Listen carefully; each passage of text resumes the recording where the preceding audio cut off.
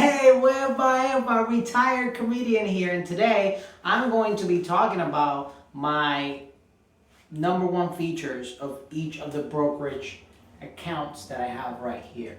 And don't mind me that everything is echoey and it looks like I'm in a club, but I just felt like it, so let's do it this way, you know what I'm saying? Brokerage account. So let's start with M1 Finance. The number one feature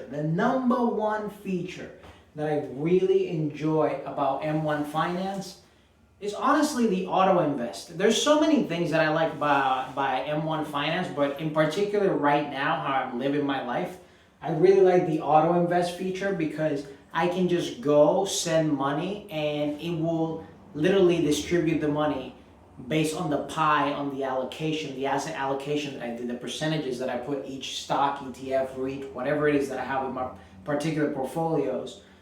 That's the number one feature I like about M1 Finance, and that's auto invest.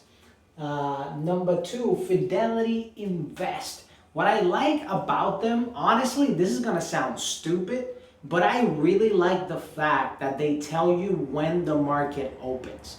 I know it sounds very basic. I know it's just a Google search away, but I really like because it puts like almost like a countdown, like the market's gonna open in 20 minutes. So it like gets you ready, like it sets you like, yeah, let's go market open. And I really enjoy that feature in particular about Fidelity. And that's one of the reasons I log into that account, because I want to check like how much time till we open, even though typically when it's not a holiday, the market opens and closes at typical hours. Anywho, Robinhood, the number one feature that I like about Robinhood is, I know some people get emotional about it, but I actually enjoy it, and is the play with colors. Meaning, when it's red, you know it's on sale. And when it's green, you know that's going up.